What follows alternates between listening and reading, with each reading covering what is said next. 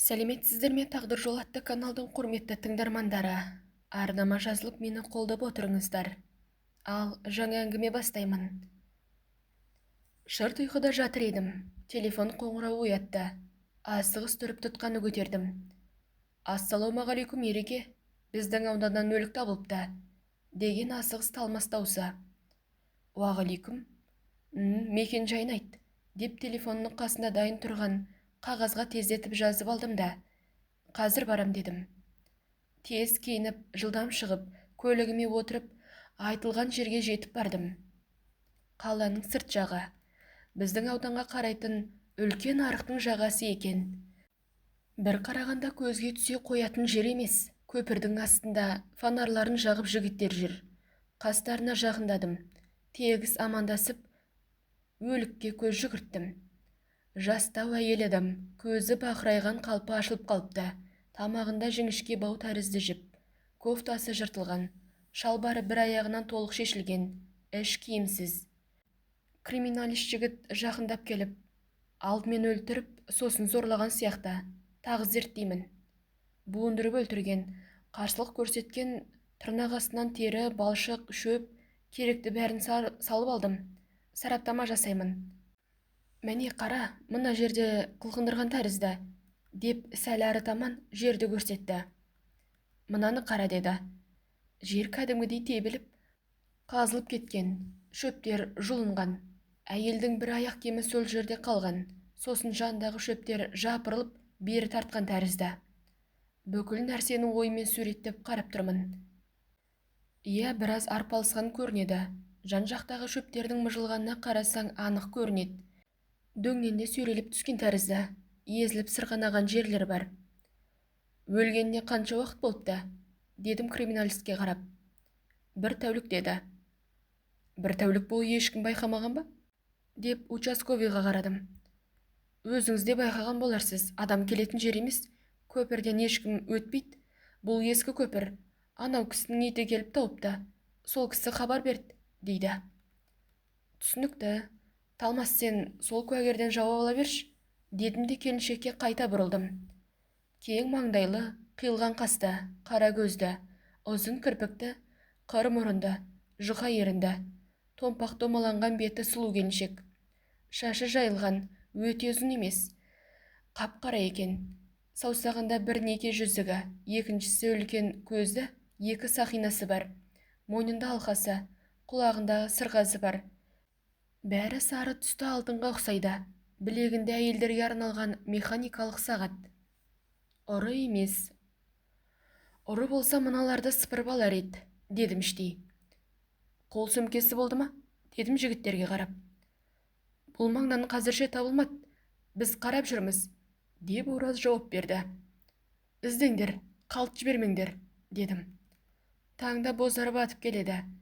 Дөңнен көтеріліп төбеден төмен қарай қарап тұрмын. Бұл жерге қалай келген, немен келген, деп жолдың үстімен ары бері жүрдім. Қаладан біршама алыстау, оңаша жер. Бұл жерге көлікпен келді ме, жаяуда келе алады. Бірақ ол үшін бірге келген адам танысы болу керек. Күн сәулесінен төгілген жарық барлық жерге жайылып, көпірдің үсті анық көріне бастады. Жан-жақ анық көрінді. Көпірдің үстінен бірдеңе анықтау мүмкін емес. Жігіттер өз көліктерін толтырып тастапты. Ереке, мәйітті алып кетсек, деді криминалист. Басымды изедім. Қайта оралып, мәйітті көлікке салғалы жатқанда, бетін ашып тағы бір қарадым. Қас сұлудың өзі. 1 тәулік жатса да әдемілігін жоғалтпаған. Бақырайып ашық қалған көзі денеңді тітіркендіреді. Сонымен жұмбақ өлім, аты жөні белгісіз келіншек. Келіншек жасы шамамен 29-30 аралығында, бойы 1,67 келген, азиялық келіншек. Бірден ізде салғандарды қарап шықтым. Осы 2 тәулікте ешкім бұл келіншекті іздемеді. Ешқандай арыз түспеді. Көрші аудандарға да сұраныс жасадық. Жақын күнде ешкім іздеу салмапты. Жұмбақ. Бұл кім? Неге 2 тәулікте ешкім іздемейді? Сайн, Сейфуллин көшелеріндегі бірі дейін десем, сараптамада жыныстық қатынас тек өлі денеге болғанын айтады. Алдымен өлтірген, не үшін өлтірді? Қаланың барлық аудандарына ескерту жіберіп, бұл келіншекті анықтап алмақшы болдым. Еш жерден бұл келіншекті іздеді деген жан жоқ. Ешқандай іліп алар, ойға салар, ұшын таба алмай дал болдым. Бір тәулік өтіп барады. Түк таппай, бастықтан сөзді естіп, кабинетіме келдім. Келіншектің фотоларына тесіліп қарап, көп ойландым. Түрі анық көрінген фотоны алдым да оразға бардым. Ореке, мына фотоны райдерге апар. Теледидардан дереу үзбей көрсетсін. Шұғыл ақпарат десін. Барынша жиі хабарласын. Телефон номерін жаз. Таныған адам хабарласын. Тездет. Қылмыскер ізін суытпай тұрғанда ұстауымыз керек дедім. Ораз жылдам шығып кетті. Мен бөлмеме келіп, басқа шаруалармен айналысып кеттім. Екінші тәуліктен асып барады. Бір келіншек қоңырау шалыпты. Бір салған фотосуреттен өлікті таныпты. Тездетіп келіншекке өзім бардым. Қасында Талмас бар. Көрші ауданда кіші көшеде елеусіз жерде орналасқан дүкен екен. Аласа бойлы толық сары келіншек қарсы алды. Амандасып өзімді таныстырып болған соң, «Дәмелі, біз не себеппен келгенімізді түсініп тұрсыз ба?» «Нақты болмаса да түсінем. Сіз фотодағы келіншекті таныдыңыз ғой», дедім. Мен теледидардан көргенде шошып кеттім. «Расымен Құралай ма, емес пе?» деп неше мәрте қарап, Құралай тұрған үйге қоңырау шалып едім. Құралай бірнеше күн болды, келмеді. Сосын сіздерге қоңырау шалдым. Мүмкін ол емес шығар, деп көзі бақырайып, ерні дірілдеп сұраулы көзбен бізге қарады. Құралай дедіңіз бе? Тегі қалай? Қай жердің қызы? Сіз қайдан танисыз? Деп Талмас бірнеше сұрақты бірақ жаудыртты. Келіншек сәл сасқалақтап жұтынып алды да, «Иә, Құралай, ол құрбым, біз бір ауданбыз, тегі Сәрсенқұлова, Алматыға бірге келгенбіз. Ол шаштараз, мен сатушы болып кеттік», деп көзінен жасы ағап отырып, «4 үй ары таман шағын шаштараз бар, сол жерде жұмысы жасайды. Мен бардым, ол жұмысында жоқ», деді саусағын шошайтып, терезеден даланы нұсқап. «Сізден басқа қандай таныстары бар?» дедім. «Ол жағын білмеймін, мен осы дүкенде жатып істейтін болған соң, ол пәтер жалдап тұрған. Сол пәтердің иесі қасында Жадыра деген құрбысы бар», деп ойланып отырды да, «Жұмысындағы бірге жұмыс жасап жүрген қыздар, бастығы, ой көп қой», деді әлі ойланып отырып. «Тұрмыста емес пе?» «Жесір әйел, бір қызы бар, 3 жыл бұрын күйеуі суға батып кеткен, қызы енесінде», деп тағы ойланып кетті. «Неге ойлана бересіз?» деді Талмас. «Оған не болды? Фотода нақты ештеңе жазылмаған, тек кім таниды деп дереу хабарласуын өтінген. Құралай қайда? Оған не болды?» деді көзінен жастары домалап. «Неге жыладыңыз?» «Сіздер келген соң бір жамандықтың болғанын ішім сезіп отыр. Өз-өзім ұстай алмай отырмын. Өз аман ба?» деді сұраулы көзбен. Талмас екеумізге кезек-кезек қарап. «Өкінішке орай фотодағы қыз қайтыс болған.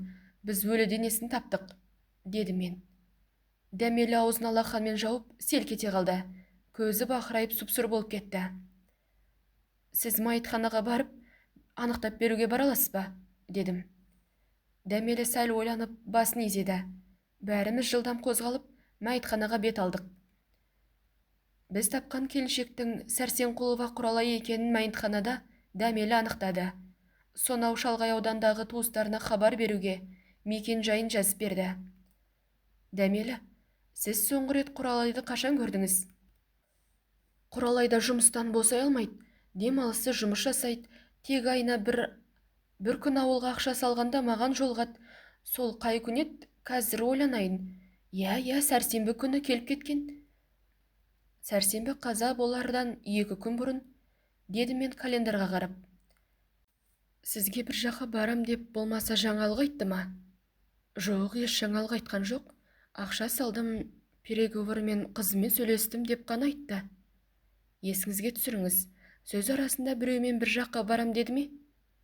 Дәмелі біраз ойланып отырып, «Жоқ, ондай ештеңе айтпады. Жұмысы жақсы, табысы молайғанын айтты.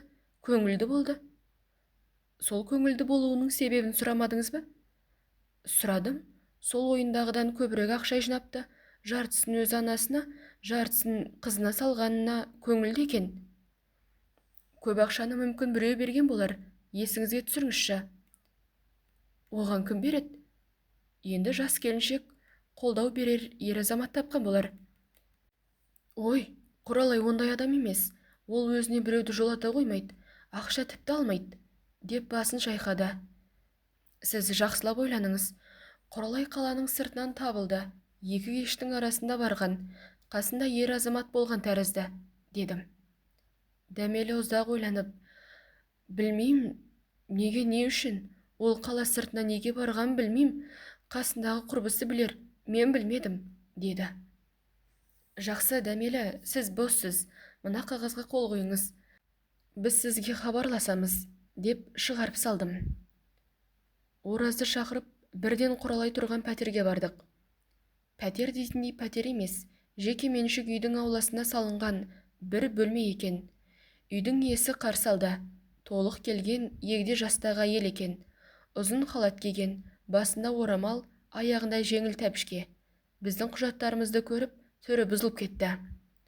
Бұл қыздар тыныш, тәртіпті, мен азғана ақшалам, өз туғандарындай көрем, деп есі шықты. Бөлмеге жақындағанда. Жадыра, ау Жадыра, деп есікті ақырын ұрды. Сәл кідіріп есікті Жадыра ашты. Ұйқыдан жаңа тұрған ба, мыж-мыжы шығып, бет аузы тырысып-пырысып, көзін сығырайтып бізге қарап шашын жөндеді. Жадыра, сендерге келіпті, деді үйдің иесі. Жадыра ойланып бізге қарап тұр. Тәртіп бойынша құжаттарымызды көрсетіп, ішке кіруге рұқсат сұрадық. Кіріңіздер, деп өзі бізден бұрын ішке енді. Артынан ілесе бізде кірдік. Жадыра бірден терезені ашып, жиналмай тұрған төсегін тез ретке келтірді. Кішкентай ғана шағын бөлме, қарама-қарсы екі төсек тұр. Арасынан екі адам ғана өте алады. Аяқ жақта есіктің қасында биік тумбочка, үстінде газ. Оның қасында шағын жозы жарға тақалып қырымен тұр. Жарға жабыстырылған шкаф, жанында тақтайдан жасалып, жарға қағылған киім ілгіш, шымылдықпен жабылған. Астында киім ілінген. Екі төсектің арасында жұқа шағын алаша төселген. Газбен төсек арасында ескілеу киіз, үстінде шет жағында ескі құрақ көрпе. Есіктің оң жағында қол жуғыш, жанында таза орамал ілулі тұр. Төмен жағында екі қатарлы аяқ киім қойған полка. Аяқ киімдер ұқыппен қойылған. Бөлме шағын болса да, көлденең жатқан ештеңе жоқ. Жадыра төсекті көрсетіп, отырыңыздар, деді қобалжыған дауыспен. Жадыра, сіз Сәрсенқұлова Құралайды танисыз ба? Дедім. Жадыра басын изеп қарсы төсекті көрсетіп, біз бірге тұрамыз, деді. Құралайды соңғы рет қашан көрдіңіз? Құралайды сенбі күні таңертең көрдім. Ол бірнеше күн болды, келмей жүр, деді. Құрбыңыз үйге келмепті, неге іздеу салмадыңыз? Мен сенбі таңертең өз жұмысыма, ол өз жұмысына кеттік. Мен бір тәулік жұмыста болдым. Жексенбі күні таңертең келіп, күні бойы ұйықтап, қайта бір тәулік екінші жұмысыма кеттім. Мен оны келіп жүр деп ойлағам. Біз бірге тұрсақ та бір-бірімізді сирек көреміз. Кейде мен жұмыстан келгенше ол кетіп қалады. Кейде ол жұмыстан келгенше мен кетіп қалам. Құралайдың келмей жүргенін бүгін қожайын апай айтты. Бір шаруалар шыққан болар деп ойладым. Шаршап тұрғам, жата қалғам. Кешке қайта түнгі кетем, деді қинала қорқа сөйлеп. Түсінікті, деп жан-жағыма қарадым. Құралай төсегінің жарына фотосуреттерін іліп қойыпты. Ер адамның мойнына асылып күлімдеп тұр. Келесі фотода ақ той көйлекпен күйеуімен қол ұстасып отыр. Үшінші фотода құндақталу сәбиге мейірім төге қараса, төртінші фотода кішкене қызбен аймаласып отыр. Тесіліп ұзақ қарап, Құралайдың әдемілігіне сүйсініп кеттім. Ағай, Құралайға не болды? Деген Жадыраның даусы ойымды бөлді. Жадыра, өкінішке орай біз Құралайдың өлі денесін таптық, деді бағанадан бері есіктің көзінде тұрған Ораз. Жадырадан бұрын үйдің иесі шошып баж ете қалды. Ол Ораздың артында тұр екен. Жадыра естігеніне сенбей, мелшиіп тұрып қалып еді, үй иесі қасына жетіп барды. Жако, саған не болды? Деп иығынан ұстап. Жадыра сұп-сұр болып төсекке отыра қалды. Өлі денесі қалай? Қай жерден таптыңыздар? Деді үйдің иесі. Жадыра, сіз сөйлей аласыз ба? Дедім. Ол ақырын басын изеді. Қарсы төсекке отырдым да Жадыраға мұқият қарадым. Жадыра өте арық, келте шашты, жағы шығыңқы, кең маңдайлы, үлкен ұшқыр көзі, мұрны пұшық келген, шошақ ерінді сары қыз. Сұрланып, қанын ішіне татып демаламай отырған сияқты, сәл дірілдейтіндей. Жадыра, мен естіп отырсыз ба? Дедім сәл даусымды шығарып. Ол ойлы көзбен маған түк түсінбеген кейіппен қарады да, нақты Құралай ма? Оған сенімдісіз бе? Деп орнынан ұшып тұрып, Құралайдың жастығының астын бір көтеріп, сосын көрпесін аударып жіберіп, матрас астынан бірдеңе тапты ма, сәл кідіріп тұрды да, жылдан бұрылып, міне, құжат осында, оны қалай таныдыңыздар? Деп қаттырақ айтып, жеке куәлігін ұсынды. Көзінде бір үміт бар. Мен куәлікті алып оқыдым да, Жадыра, отырыңыз. Сізге қояр сұрақтарымыз бар. Сізге де қоямыз, дедім үй иесіне қарап. Жақсы, жақсы, деп ол да мұңды жасараған көзімен қарап төсекке отырды. Жадыра ақырындап төсектің шетіне дәрменсіз күйде сылқ ете қалды. Басы салбырап, кеудесі селкілдеп жылап жіберді. Суды қайдан алуға болады? Деді Ораз. Үй иесі шкаптың қасын меңзеді. Енді байқадым. Газ тұрған тумбочка мен жозының арасында шағын шелек бар екен. Әйел өзі тұрып, шкапты ашып, кесе шығарып су алып Жадыраға берді. Жадыра тістері сақылдап отырып, аз ішті де кесені қайтарды. Жадыра, сіз сәл өз-өзіңізге келіп алыңыз. Сізге сұрақ, дедім әйелге қарап. Ол басын изеді. Сіз Құралайды соңғы рет қашан көрдіңіз? Сол сенбі күні таңертең кетті, болды келмет. Екеуі бірге шығып кетті. Сенбі кешке келмет, жексенбі Жадыра келді, Құралай жоқ, жексенбі тағы да жоқ, дүйсенбі тағы келмет. Бүгін бір қыз звондап, Құралайды сұрат, ол кеме жүрген айттым. Сосын Жадыра жұмыстан келді, оған алдынан шығып сұрадым. Ол білмейм дед, бүгін келіп қалар дед, деп Жадыраға қарады. Жадыра басын изеп растап отыр. Сіз әрдайым үйдесіз бе? Иә, үйде отырам, денсаулығым нашар, жұмысқа жарамаймын, деді аянышты дауыспен. Жадыра, сізге Құралай таныстары туралы айтты ма? Таныстары? Жұмысындағы қыздары туралы жиі айтатын, басқа жаңа таныс таптым деп айтпады. Сіз жауап беріңізші. Құралай жігіт ертіп келіп, болмаса жігіт шығарып салған кезін көрдіңіз бе? Дедім үйдің иесіне қарап. Ой, жоқ, міне 2 жыл, тек жұмыс, үй, ешқайда шықпайды, 8 болмай кетет, 10-11-лерде кеш келет, деп тағы Жадыраға қарады. Жадыра, Құралай сізден сыр жасыруы мүмкін бе? Сыр кімде болса да бар ғой, бірақ біз бірге тұрғанмен бір-бірімізге ашыла бермейміз, деді астыңғы ерін тістеп. Сіздер ровд-ға бару керексіздер, деп орнымнан тұрдым. Ағай, Құралай екенін қайдан анықтадыңыздар? Деді әлі естігеніне сенбеген көзқараспен.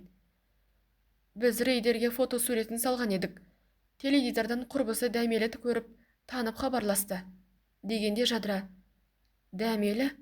Деп талып түсті. Жұмыс орныма келіп, опер жігіттерді Құралайдың жұмысына жібердім. Кіммен болды? Қаскөй кім? Деп ойлауынумен болдым. Жадыра мен қожайыны келіп, өз көрген білгендерін айтып, қағазға жазып қол қойып кетті. Опер жігіттер де тез оралды. Ереке, ешқандай да із таппадық. Керемет қыз, мықты мастер, ақылды пысық, достар жоқ, қылтың-сылтыңсыз, соңғы күндерде жаңа танысы анау-мынау болмаған, бір қалыпты, еш өзгеріссіз. Иә, қанішерді табу оңайға түспейтін көрінеді. Әлі балар түк жоқ дедім. Әңгіменің соңы келесі бөлімде. Құрметті тыңдарман, арнаға жазылып мені қолдап отырыңыздар.